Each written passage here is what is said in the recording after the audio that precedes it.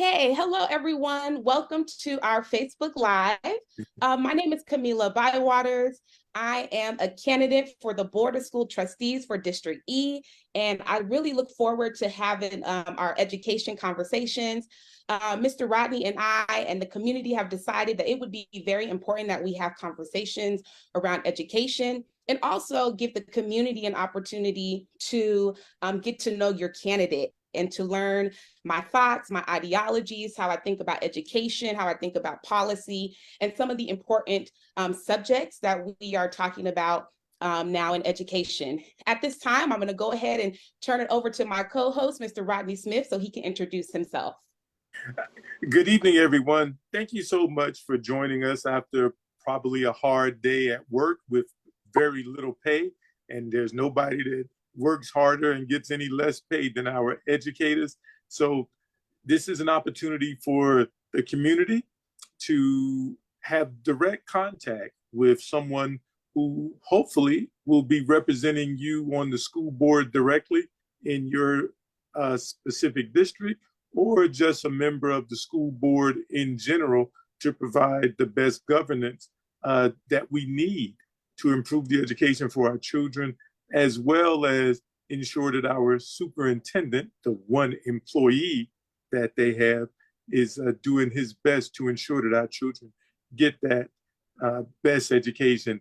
I've been involved with the school district since the mid 80s, actually, CCSD. I remember when the school district wasn't quite as bad as it is today. So that tells me that it can be better because it has been better. But really the missing ingredient is community involvement.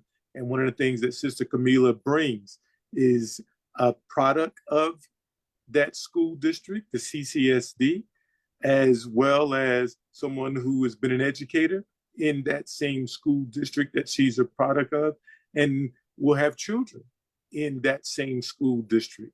So this is important to her, and it's important to me that we have people with the passion for the district and all of our children's education, like Sister Kamilah. So thank you all for joining us. Whatever notifications you have, please send it out and share it with friends and bring them on. We know that this is something that will grow, but it will grow because we're the ones who planted those seeds. So let's get the planting, and let's engage with hopefully our future school board trustee. Absolutely. Thank you so much, Mr. Rodney, and I really look forward to our conversation. And for those of you who have not logged into the Zoom and you would like to log into the Zoom, you can do that. Our flyer does have the Zoom code and password for you to log in. So you're welcome to join in. You're welcome to ask any questions that you would like on our topic for tonight.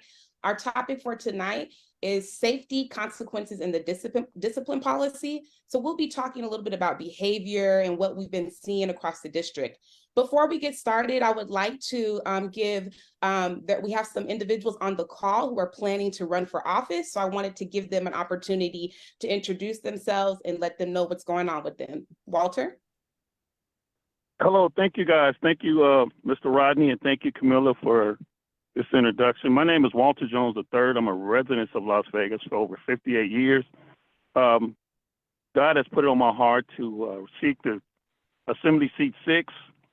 On my agenda is going to be education, trying to do things more for the seniors, and also more economic development in West Las Vegas in the districts that we cover, but most so for West Las Vegas. So, Walter, first of all, congratulations. That's a huge step to make. It's for folks who have not run before, it takes a lot of effort, a lot of treasure to run, and it's really putting yourself out there. Who's currently in that seat, and is it going to be an open seat? Yes, sir. It's going to be an open seat. Currently, it's Mrs. Armstrong. Chandra Armstrong, she announced that she's going to run for city councilman. Oh, wow. Okay. Well, so that means it's up for grabs. Walter, what was the thing that sort of, because this is a big decision, what was it that compelled you to want to throw your hat in the ring for Assembly District 6? Well, before I ran for the school board, the women was real strong back in 2021. But I was always told it's no sense of complaining about something if you're not going to get out there and help with it. Yeah. So that was one of my decisions to run for a state assembly, and also all our decisions for Nevada are made up in Carson City. And if we don't go up here and make sure that our kids are getting the funds are going to the school district to give our kids the proper education. And so I looked into it, and also was fortunate enough to go to DC to talk about different things as far as for education and getting funds. But I also know it starts up in Carson City, and I have to go up there to deal with a lot of situations, but I also have to learn what it is to be a team player as being an athlete. So I have learned what it is to be a team player. So you mentioned school funding, and it is, for those who may not know, the school board trustees are more administrators of the funding and the laws made, just as Walter said, that comes out of the Nevada legislature. And it is very important to have people in the legislature that are responsive to the needs of our children, our educators, and those who support the efforts of both. So, Walter, do you have any idea of what monies you want to do what? In other words, we've had multiple tax increases in this state for CCSD schools, but it doesn't seem to have made much of a difference in the rating of our school district. So what do you think some of that money could be used for that would actually help our children and move this school district from being ranked from the bottom to working its way up towards the top? Well, the money would be used for as far as, making sure we pay the educators the money that they deserve. Because when I ran for school board, the average salary back then, the average starting salary nationwide was $62,000. And back then we were $40,000 below, $20,000 below, I'm sorry. We was $22,000 below the national average of the salaries. And one of the biggest things we need to make sure of is that when the governor turned around and took that money that was supposed to come from the marijuana dispensaries and put it in the rainy day fund, I couldn't understand that for nothing in the world. Because right now, it's things that we need. Just like right now, do you realize us and Hispanics are the only one that really don't know about their own heritage? Because they will not let the books come into our schools. So those are the things that I want to push for, to make sure that our kids, the brown kids, they know about their generations, they know about their heritage. Also make sure that, if you notice, even with the schools, we got 3 schools that's less than 2 miles from each other. Strategically, they've done that. You have Canyon Springs, Cheyenne, and Mojave. That's not done nowhere else in Las Vegas. But my biggest concern is making sure that these funds are going to the proper schools for these kids can get the education. Because one thing we got to understand, it doesn't matter what area that you live in, we still represent Nevada. So, Walter, one of the topics that we're trying to cover tonight is the discipline issues that we seem to have in CCSD, as well as who's being disciplined, why are they being disciplined, is there discipline equity in the school district?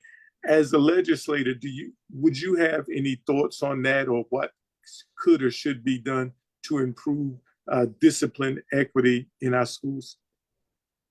I think it needs to go back to where the parents have to do more participation.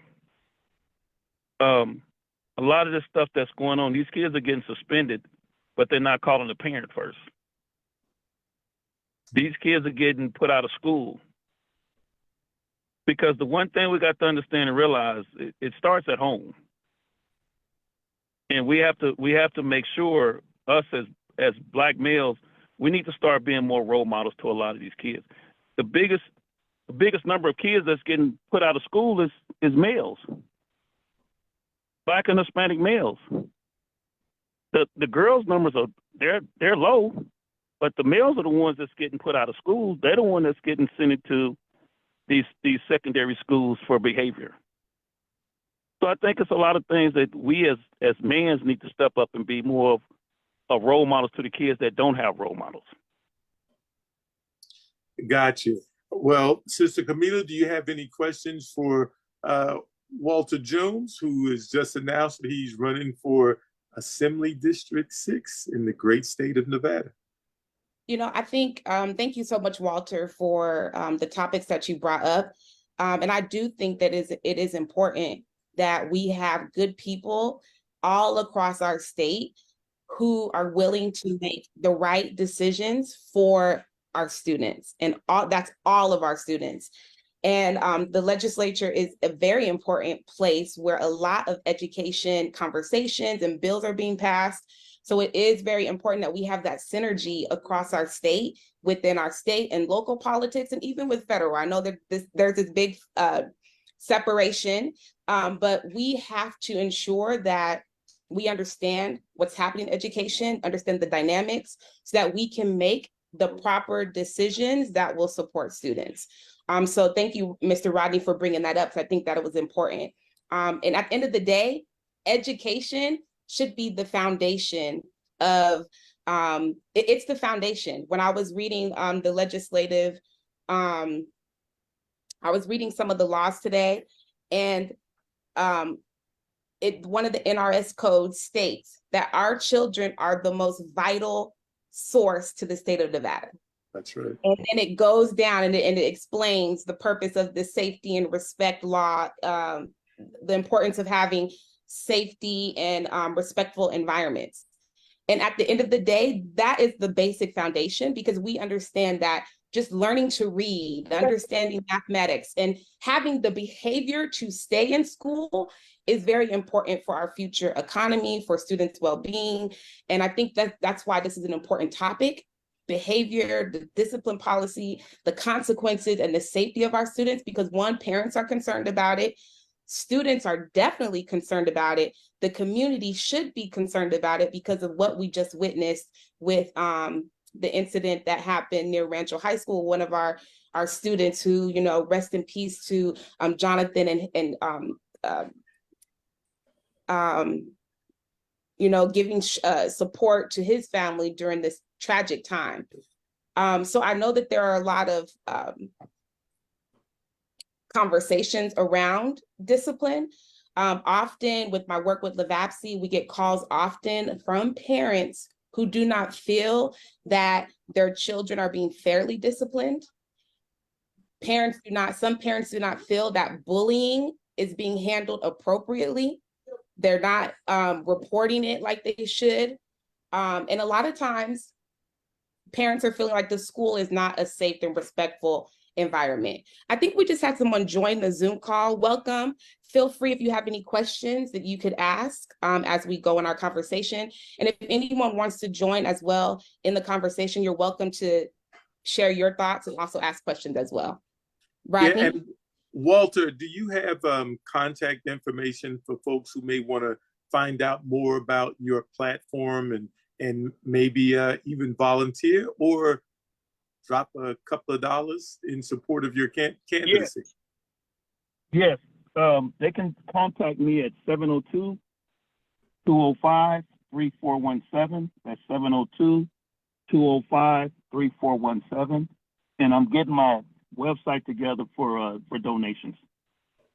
Okay, and Walter, if you're able to, if you could type that in the chat so people can see it, and if not, hopefully they'll be able to go back and review this to get that information. Did you have any closing remarks for us about your newly announced candidacy? My biggest thing is we need to make sure it's very pertinent that we get out and vote. Yeah. This is not a time to sit back and have grudges you know, we have to get out and vote, because a no vote helps a person win that you didn't want to win. So we definitely have to make sure that we get out and vote. And I applaud Kamilah. She's been doing a great job of going to the school board meetings. She's doing a great job of trying to get more teachers into being educators. And I don't know, she does so much.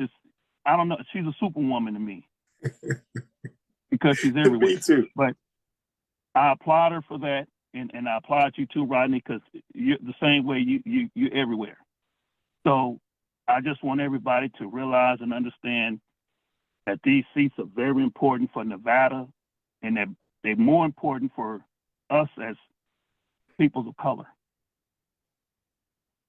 Right. And Walter, before you go, did anyone have any questions for Walter? Now is a great time. What we want to do with this show is we want for the community to be able to engage with those who are elected leaders or those who are vying to be elected leaders in our community. Does anybody have a question for Walter before he goes out? I see Brother Ma'atin has his hand up. Peace to everyone. Great to see you all. Couple of points taken away from all this. First, just for a couple of things for Walter. First of all, Walter, I have called Kamilah Superwoman to her face many times, so I beat you to the punch on that one. So nice try. Oh, that ain't fair.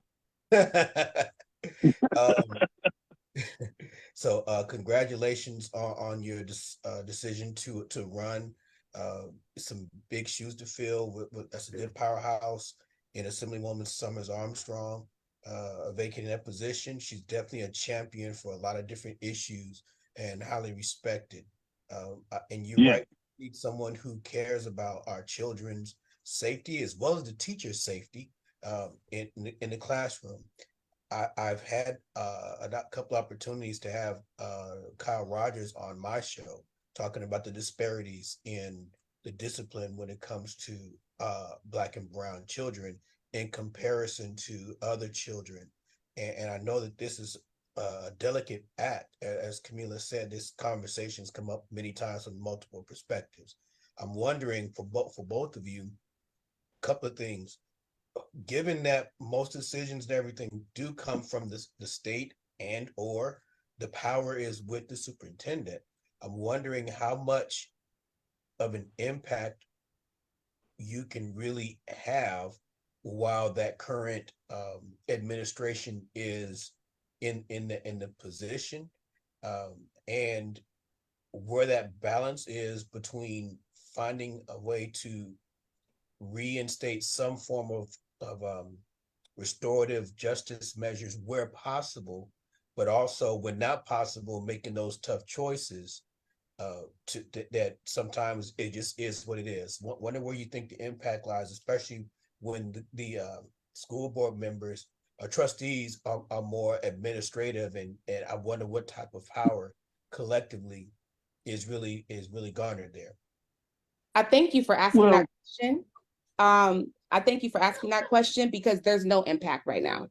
And I do want to separate out the trustees who I believe and the community sees as trying to do the best that they can. That is trustees Cavazos, Guzman, and Zamora. Yes. The other four, the reason that we're in this mess that we're in is because they have not created a system of accountability. So right now I'm at the point where when people come and they're telling their challenges, the disclaimer is, listen, we don't have an administration right now that actually is going to care about what it is that your problem is.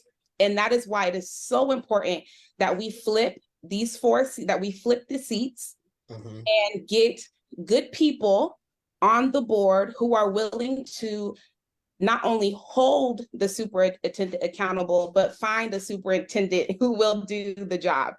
And I do want to acknowledge that Tracy just logged in. And Tracy, did you want to say something?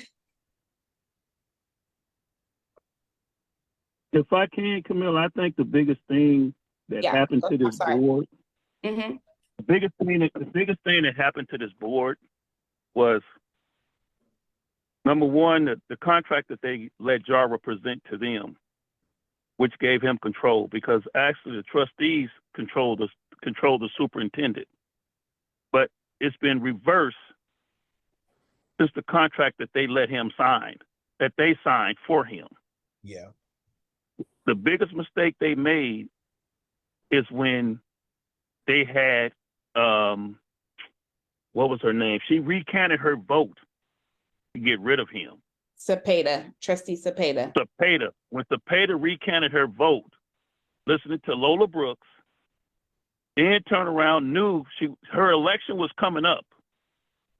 She got voted out, then turned around, they put Evelyn in charge, which has the slightest idea what's going on. But see, this is when a lot of individuals get mad at me, because this is, and I say this from my heart.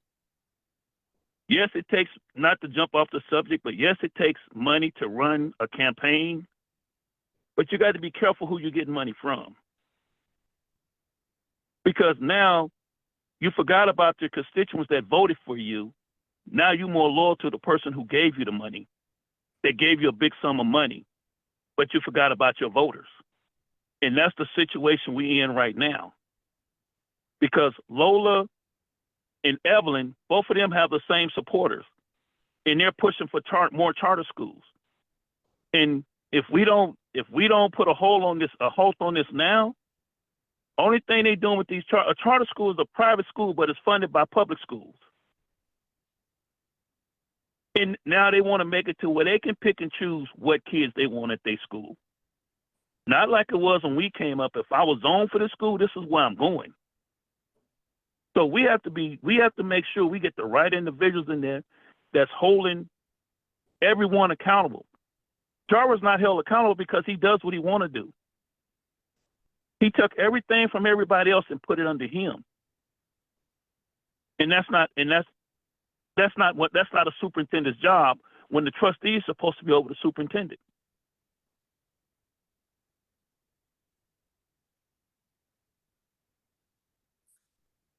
So, thank you, Walter. Martin, did your question get addressed?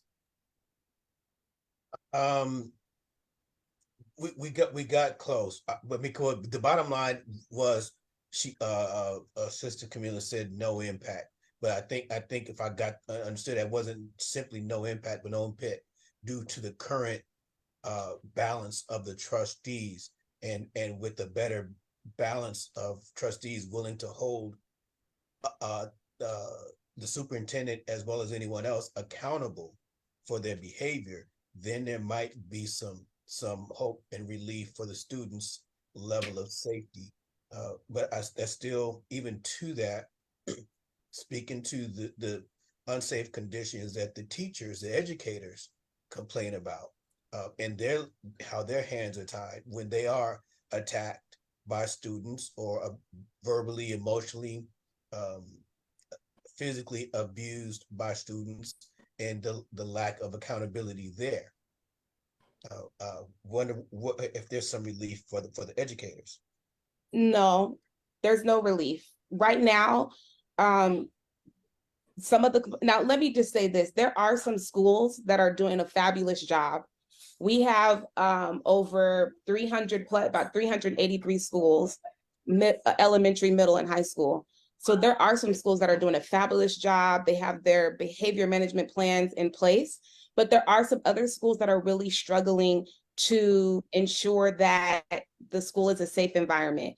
And some of that is attributed to the lack of teachers and highly qualified licensed teachers in school. So for example, Johnston Middle School, every time there's vacancy, there's at least 10 to 15 teachers needed a day at the school. I'm trying to understand how that school is even running. So if you have a school that has that many vacancies every day, that means there's going to be a substitute in that position. And I have no hatred or anything towards subs. I love subs. I started out as a sub. But oftentimes, substitute teachers are not going to be able to effectively handle some of the behaviors that come with managing a classroom. So licensed teachers are in school for 4 years. And during that time that you're in school, getting your bachelor's or you're in a teacher education program, some people are able to get into fast track programs, but a part of the curriculum is behavior management, learning how to deal with students' root causes of behavior. And even then, that is still a challenging task for licensed teachers who have behavior management courses, because there are so many different elements that are happening. So oftentimes some teachers are reporting that they don't feel supported. Teachers are having to not only manage their own classrooms, but they have to then go cover other classrooms, which doesn't really give them a chance to have that break, their me time, and then they have to go back in to manage behaviors. I do think there is a level. All behaviors are not the same and should not be treated the same or have the same consequences. The Clark County School District does have a student code, a book for pre-K all the way up to 12th grade that should be followed. And they label, and behaviors are labeled based off a minor incident, major incident, and urgent incident. And teachers are supposed to follow the continuum to determine, like, is this something that the teachers should handle? Is this something that administration should handle, and so forth. But right now, teachers are being stretched in so many different ways that it is hard to manage behaviors.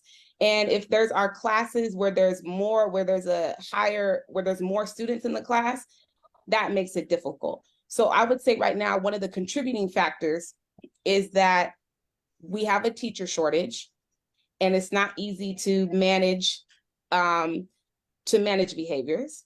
Another complaint that I hear from teachers is that they don't feel supported by some of their administration.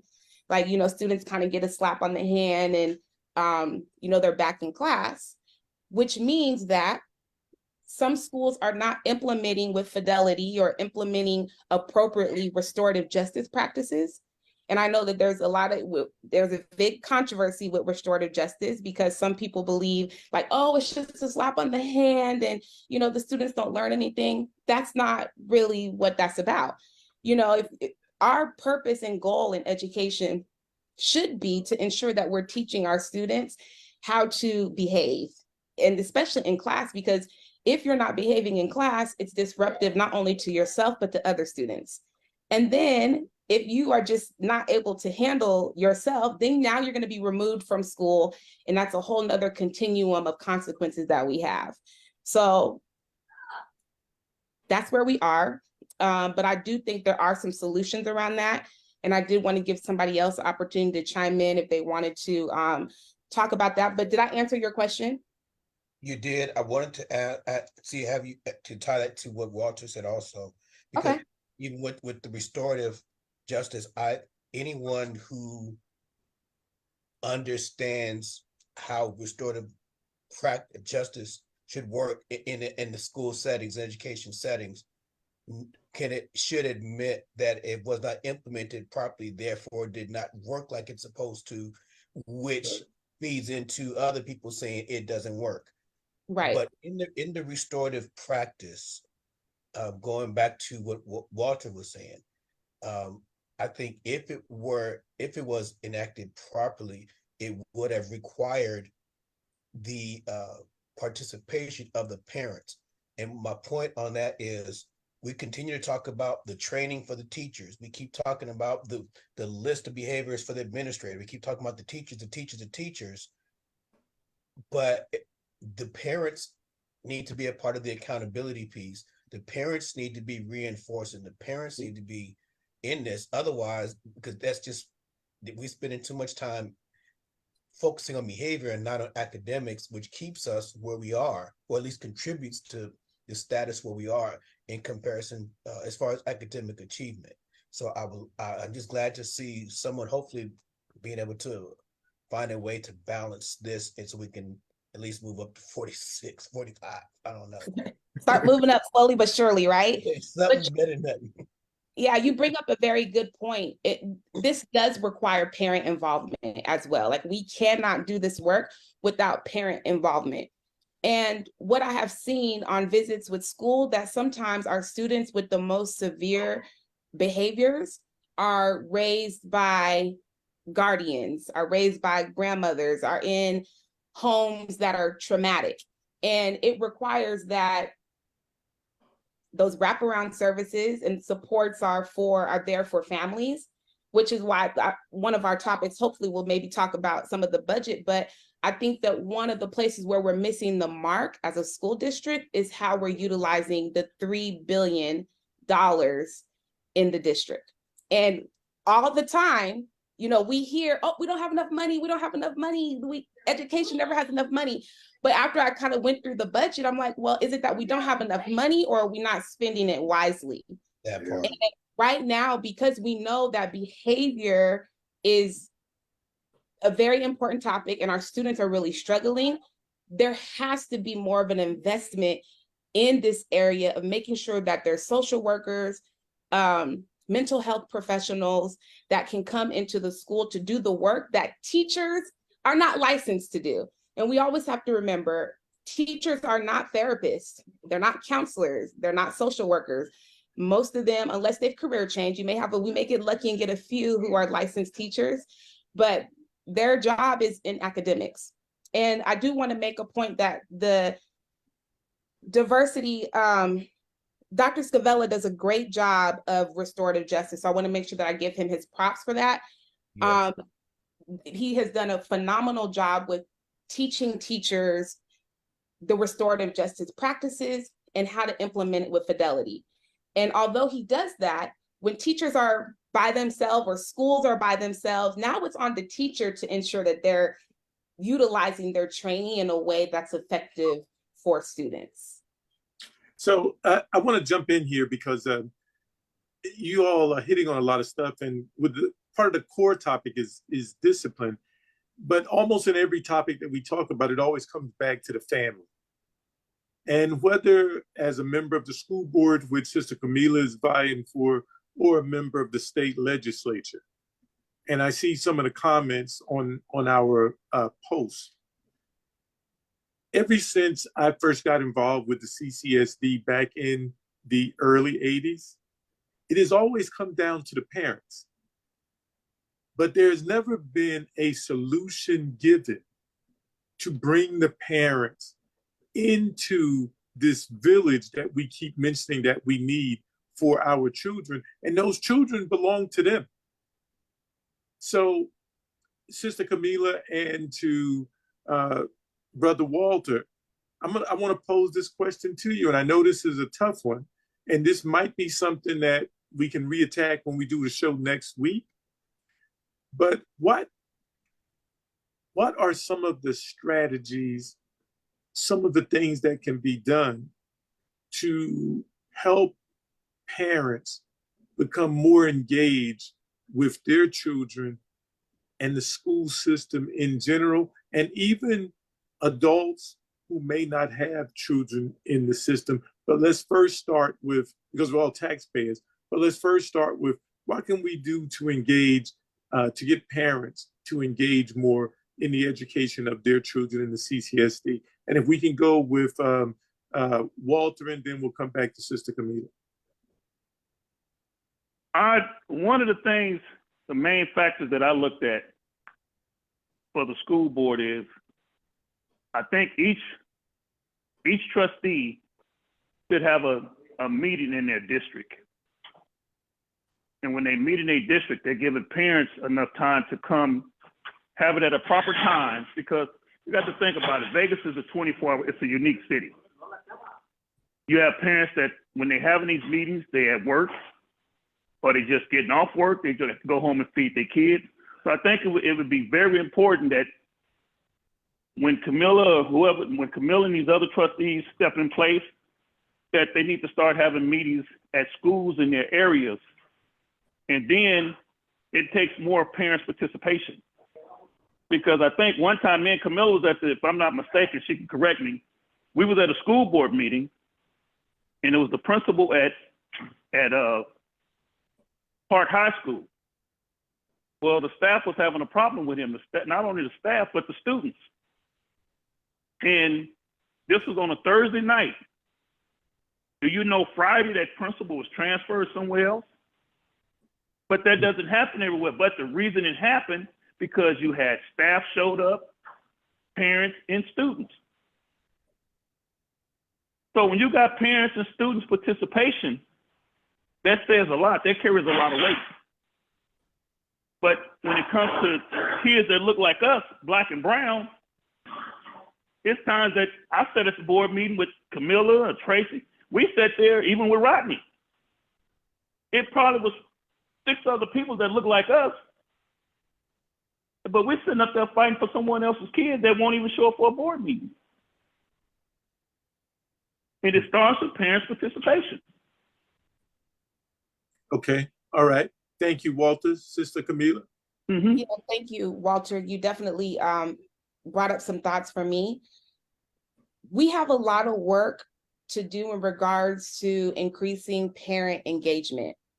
Right now, that relationship between school leadership, principals, assistant principals, and between families is broken. Many families do not trust their administration because they've been let down so many times. Some families, because of the negative relationship often that Black communities have had, with education, makes it intimidating to go and express your concerns. So right now, that parent communication is broken.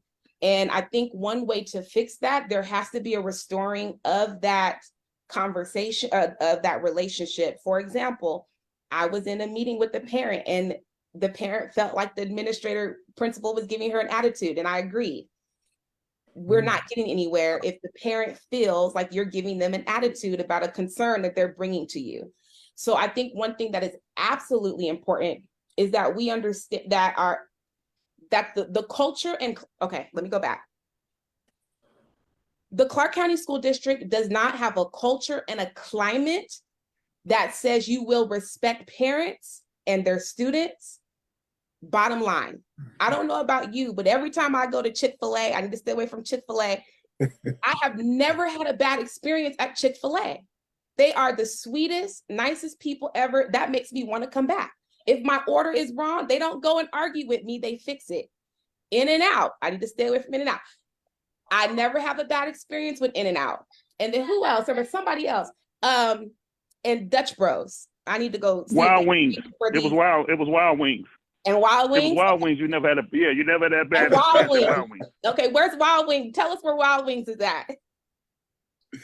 Go ahead, Kamilah. Okay, so what I'm going to say is that when you know how it is that you want to be treated, and that means that there is a culture and a climate that says at the end of the day, the bottom line is you're going to respect families regardless of their education level, regardless of how they speak and communicate to you, regardless if they bring the Black girl magic to you, you're going to treat them with the level of respect, and we do not have that.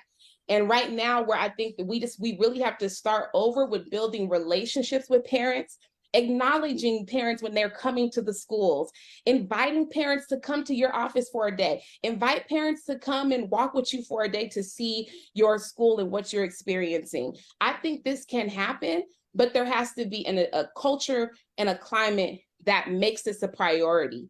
And I have not seen this at the school board meetings. It is a culture of violence when Moms for Liberty is there, and they do not stop it, even though the rules are set that you're supposed to behave a certain way in the meeting. So there's no accountability. The Clark County School District does not hold themselves accountable to ensuring that you are respectful to parents and their students. And now that that's lost, there is work that we need to do to ensure that parents feel safe, they feel respected, and they're not going to be judged because of who they are and their language, their dialect, and that is happening right now. And, it's the Black mom and the Black dads are seen as the ghetto people coming into school. And the ones who are advocating for themselves are the least likely the ones that the administrators want to talk to. When really, those are individuals you should be embracing because they're here because they're trying to be involved with their child's education. So again, there needs to be a restoration of a culture and climate that honors and respects families. And until we do that, we're not going to get anywhere. There are some schools who are doing a great job. There's a school in District E that does a great job with Absent Elementary. When they have parent events, parents are there. They do all kinds of community events. They're outside ensuring that they're talking to parents. They may not talk to me all the time, but they talk to most people. But I think they do a great job of trying to build community with the school. And the first step to that is being present and talking to your families and getting to know who they are. So one of the things I took a note, so if you saw me with my head down, that was me typing in the notes so I wouldn't forget, is you both hit on something. And I'm wondering, because I've had some bad experiences when I had my children in the CCSD as a concerned parent. And I went up there in uniform and, you know, had to represent that uniform. So I was definitely using the proper protocols, but I remember being rebuffed by the staff just to see my child. But the note that I took, and there was two, is one, do we have a parent's bill of rights? Because even police officers, in the legislature passed a police officer's bill of rights. And I'm just kind of curious, when we hear parents complain about the school, I was wondering, do we have a parent's sort of bill of rights? And do we need one? So that was sort of one question. And then the other question was, and since Kamilah, you mentioned a couple of times with discipline and with how some schools better relate to parents, do we benchmark those schools and come up with best practices and then integrate those best practices throughout the rest of the CCSD where applicable? I have not, I wouldn't know. I don't know about that. I don't think that it's happening, but I'm not sure what happens in there. So the administration, they have meetings. And I know I've always said at school board meetings, what y'all doing in the meetings? Because stuff is still the same. Like, what is happening? So I know that the principals do have meetings, and administration do have meetings. I'm sure that they are sharing out, but there's not a district-wide, there's not like a district-wide culture and climate best practice, or these are things that we should do, or you need to get to step in.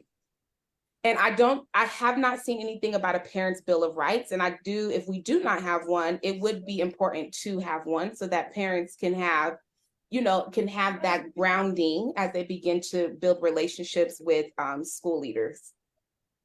So, and Walter, I'll come to you in a minute, Martin, because Walter's running for assemblyman, and these Bill of Rights usually originate in the assembly, in the legislature. Walter, if there is not one, is that something that you would possibly be willing to champion if you were to be elected as the new assembly person for this Assembly District 6? And that's a good question, Rodney. That would be something good to put in, because we do need to make sure parents have rights when they come to these school boards and going over to the schools. Okay, well, we have about 15 minutes left in our show. So if anybody else has any questions or comments, please write them down, put them in the chat here in Zoom or on Facebook. Ma'atin, did you have a question or comment?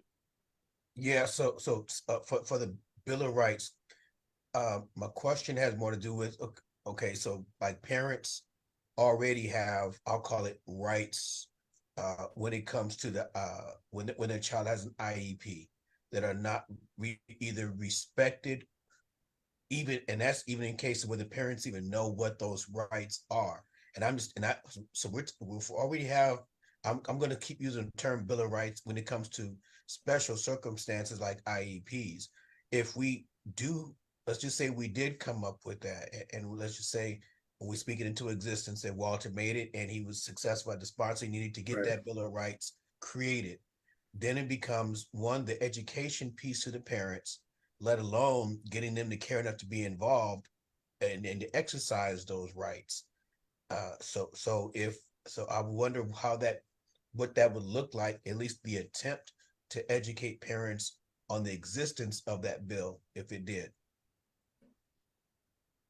I think for to answer your question on that, one of the biggest things is with so many things being up in Reno, up in Carson City, it's not a lot of us that's sitting on these state assemblies and the legislature. So that's why I come back with the part, we have to learn how to be team players. Just like over at the school board, it's 7 trustees.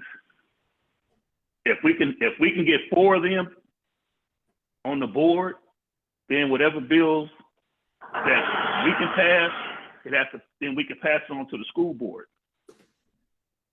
But as far as up in Carson City, once I'm elected, I have to make sure that I can get on the education committee to push these laws through and get them to agree with me that these would be a good law to pass to put into the NRS. Okay, thank you, Walter. And thank you, Martin, for that question. Sister Kamilah, did you want to chime in on that at all? Yeah, I did just want to say that what Martin was talking about are the parental safeguards. And those are the safeguards that are given to parents who have students with disabilities, and it lets them know their rights.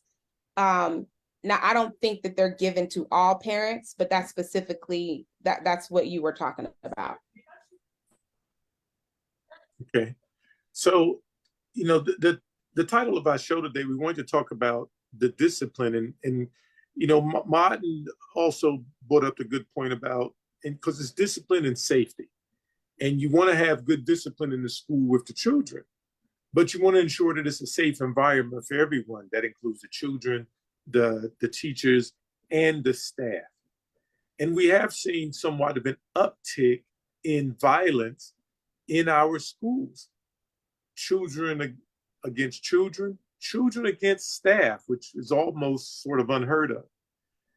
And I know that the CCSD, at some point, I believe Superintendent Jara said there were going to be like emergency pendants or something that teachers could wear. So if things got out of hand, they could press and it would alert someone that would come to the rescue. Sister Kamilah, do you have any background on what actually happened with that? And if that is all that has happened, and what is the usage of it? How do teachers feel about it? From what I'm seeing, the teachers, from what I see, from the few teachers that I've talked to, they utilize it if they need it. And it is accurate that there's a badge that the teachers have, and they can either press the badge for administration, and I believe it could also call 911 if it's like a severe, by just the press of a button. So I can't remember what it's called, some type of alert badge that every teacher can have. So that is implemented.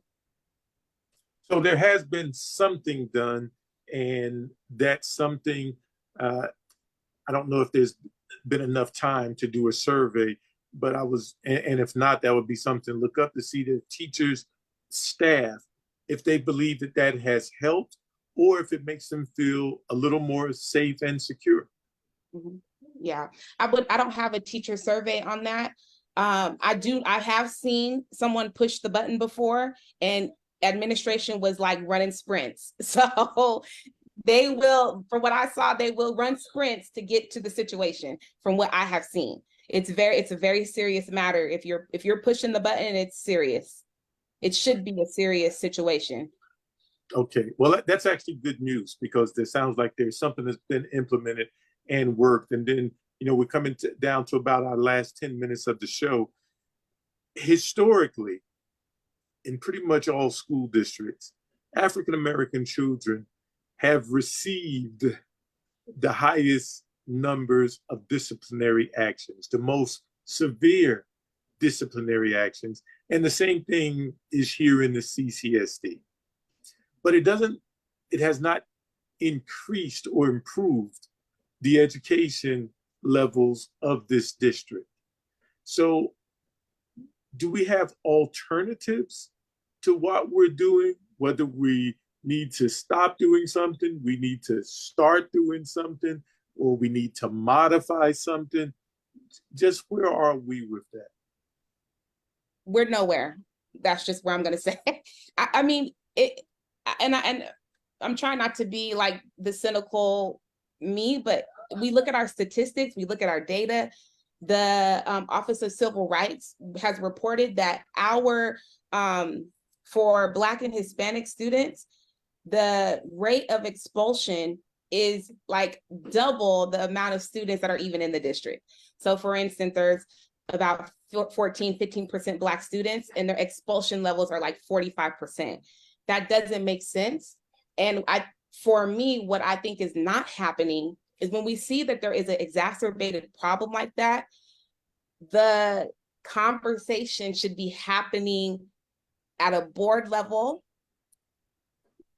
And this is the superintendent's job because you need to uphold the vision of the board.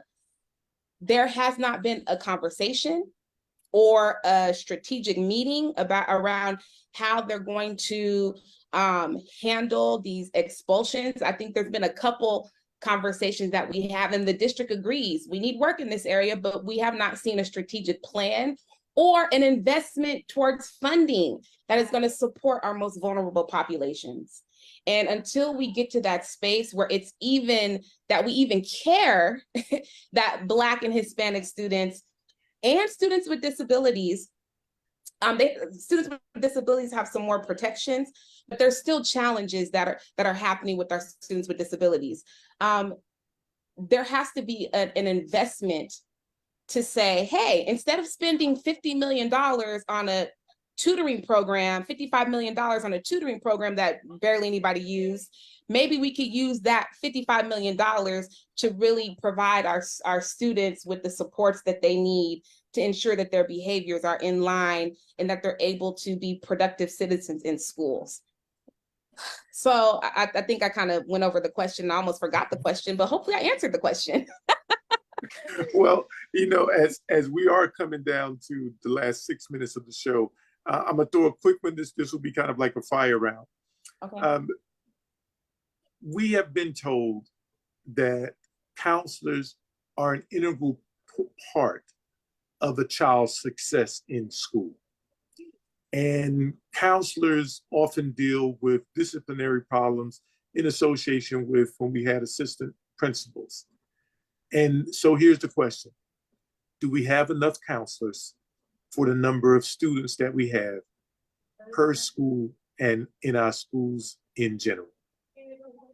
No, we don't. And I don't have those numbers in front of me, but they were presented at the legislature this past year about the number of the ratio. We do not have enough counselors, social workers, or mental health professionals. Some schools may not even have any like licensed mental health professionals. Some schools do have social workers, and they all have counselors because counselors are the ones who do the schedules. I do think that there's a little bit of function, I guess, I don't know if it's an error, but counselors often are really busy with doing student schedules. They do help out with, when students need support, they'll call them in, but they also have another role that they have to do as well, which can sometimes overpower like the counseling work that students need. I know when I was in school, and I think this is still happening, the counselors were always working on schedules and barely had time to meet with students. I do think that some of that has been alleviated because there are social workers, but there's just not enough. Some schools have 2,000 plus students in their schools, and maybe 1, 2, or maybe 1 social worker, 3 to 4 counselors. So there's not enough to go around. So, Sister Kamilah, you are a product of the CCSD. I believe you are proud Rancho Ran. I am. I'm proud. Okay. So let's take this home and on a personal level. How many times a year did you see your counselor to talk about your educational future or anything else for that matter? How many times a year did you see a counselor? I don't remember really speaking to my counselors like that. And then you got to remember, my dad was at the school, so He was my he was my counselor. I never said to myself, oh, I'm gonna go speak to the counselor, because I didn't know that I had that opportunity. And I didn't know the resources that were really available to me at my school. You know, there was not that communication didn't happen. And I didn't say, oh, I'm gonna go seek my counselor. So as a citizen and parent, that is a problem. Yes, absolutely. I happen to have a daughter in Rancho at the same time as you attended Rancho. And we actually did a study on how many counselors, how many students, and how much time the counselors actually had to give to each student to ensure that they could see each student one time every school year. And what it came out to was there were not enough counselors who had enough time to actually do counseling work versus scheduling and other non-related tasks.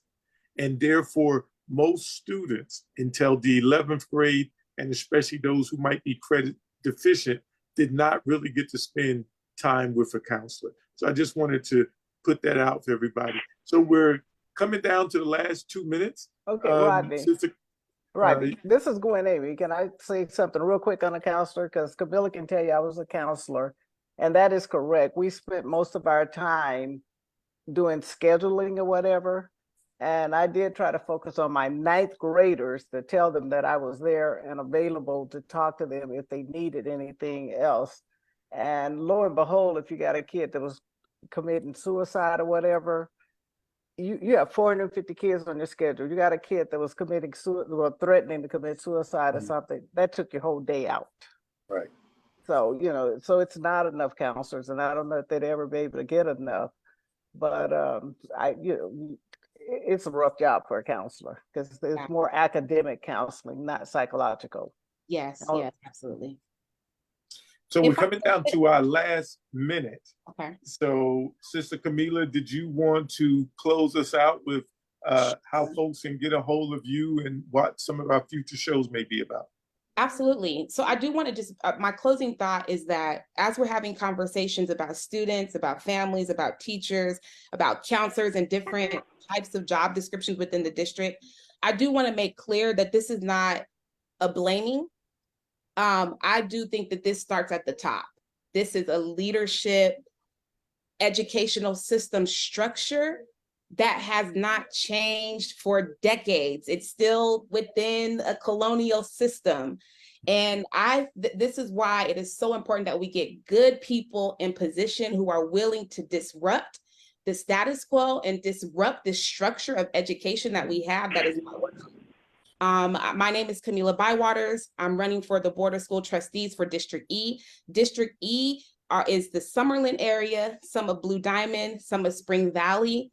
I look forward to engaging with the community. If you would like to have a personal Zoom call with me or personal meeting, a community meeting, please let me know so that we could have that. If you would like to check out my website, it is Kamilah for Nevadans. That's KAMILAH, the number 4, Nevadans.com. And you can check out my platform and get a little bit more information about me. Some of our topics we will include for our future shows. We will definitely talk about our teachers and their teacher contract. That's a very hot topic right now. We can talk about the teacher shortage. We can talk about the budget. And we also want to talk about some things that are pressing to you. Right now, we are in a fight for education. There are extremists, not only in our state, but across the country, who want to take over school boards and implement their own ideologies that are not inclusive of every single human being.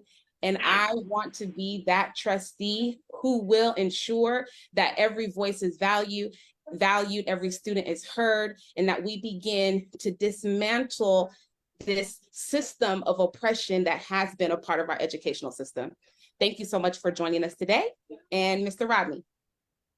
Well, thank you, everybody. Thank you, Sister Kamilah. Thank you, Walter. Thank you for all of those who listened, for everyone who asked the question. Obviously, this is our inaugural show, but it is just the first of many to come, and it will be what you all make it. And hopefully you will think of some questions for us, think of some topics, and also let people know that you have a potential trustee. I'm going to speak it into existence, a new school board trustee that's come through this system, knows the system, is still participating in the system as an educator, and now wants to help it directly as a trustee, as well as if those who are running for office, please come and share your thoughts on education. This will be an education-centered show. Walter, did you have quick closing remarks? No, I just appreciate you guys, and I will be participating in the next one with you guys. So there was a lot of great topics and a lot of good answers. All right, everybody. Well, Sister Kamilah, take us away. Thank you so much, everyone. We have our schedule out, so we'll see you on December 5th. I believe is our next opportunity to join us. We'll make sure that we get the topic out to you. As always, if you want to join the Zoom call, you can do that, and you can ask questions, and make sure to tell your friend that you have a friend who's running for the school board in District E. Thank you so much, and I thank you for your time. Bye-bye.